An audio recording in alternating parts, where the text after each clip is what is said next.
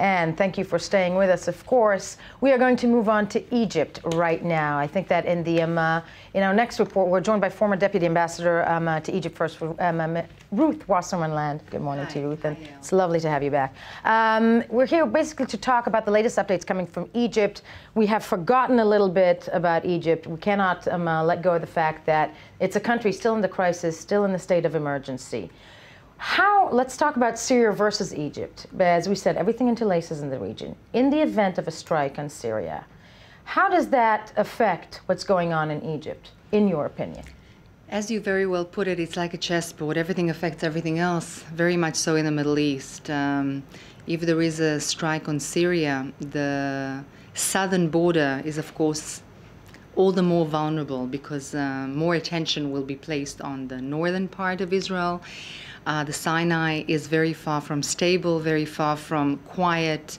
The military in Egypt continues to work very hard. And the last, recap it for me. The last week in Egypt, what happened there? Because nobody was, paying attention, sadly. Well, Morsi is in prison. A lot of drama over that. The leader of the Muslim Brotherhood is also in prison.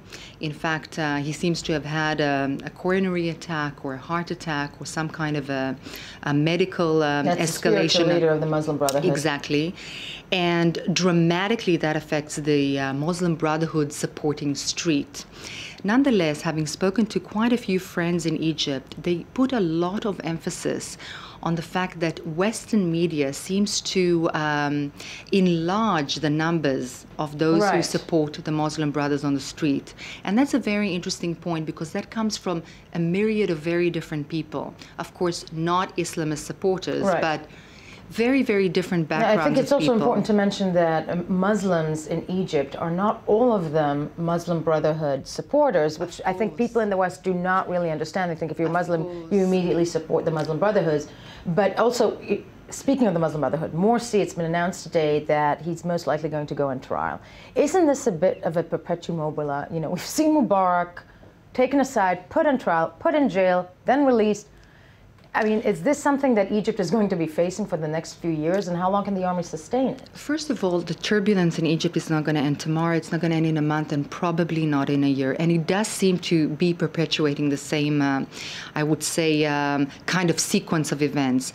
Nonetheless, again, if you speak to those people and Muslims in Egypt, a lot of, or the vast majority of the people are believers. They are not supporters of the Muslim Brotherhood, but they are believers and they see themselves as Islamic. And they are optimistic. That is the interesting thing. If one reads the Western media, one would think that Egyptians on the street are very far from it. But that is just simply not true. Egyptians who are not supporters of the Muslim Brotherhood are extremely optimistic, and they feel very strongly, again, from a myriad of backgrounds, that the military is taking the right steps to stabilize the country, and that this is a needed turbulence in order to get to the stability that Egypt seeks. The military seems to be, I mean, it's been in charge, I think, for, decades now. It's been in charge, very much so since, since 1952. But has it really calmed down? Have we been seeing, because again, we in the Western media, we report on what's immediately happening in that Syria, but they're still out in the street, yet it feels like it's a bit, it's not as chaotic. It's very chaotic in Egypt. It is very chaotic. Our attention, especially in Israel, is very much on Syria, of course, in the US, the Western media. And again, Egyptians are crying out, do not read the Western media, do not feel that things have quietened down, but this is a turbulence and instability that is very much needed. Who is the one to give us the, other than you, who is the one to give us the lowdown if one is in the West and everybody's looking at the Middle East as this big mess of a ball? Who would be, where do you turn to really get the real information in that respect? Those who can read Arabic, I would very much support reading the Egyptian newspapers. There isn't 100% freedom, but there is a significant amount of freedom in terms of the written press. And now, in terms of Egyptian information that is flowing a bit more freely, I think, within the country in the last few years. But as you said, this is a process. It's information that's coming out to the people. The army can't stay in charge, though, forever, because it's not a democracy. It is military rule under pretense. So what does the process need for it to become a democracy that can sustain itself?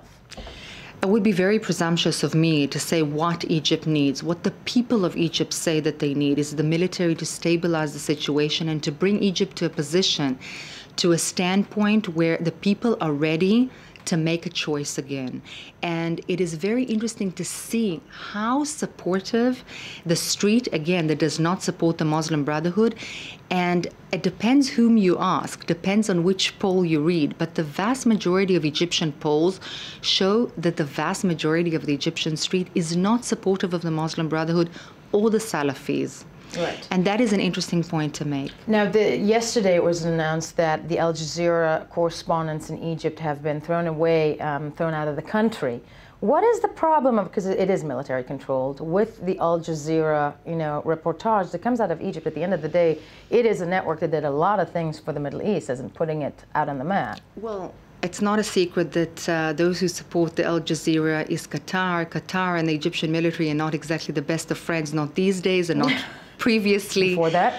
There is a teeny bit of a problem that the Egyptian military does have with Qatar at the moment. And they have a problem with the way that things are being portrayed by Al Jazeera in Egypt, which in their humble opinion puts the Muslim Brotherhood in the center of the drama. And if you ask people on the street, again, not supporters of the Muslim Brotherhood, it's a completely different story.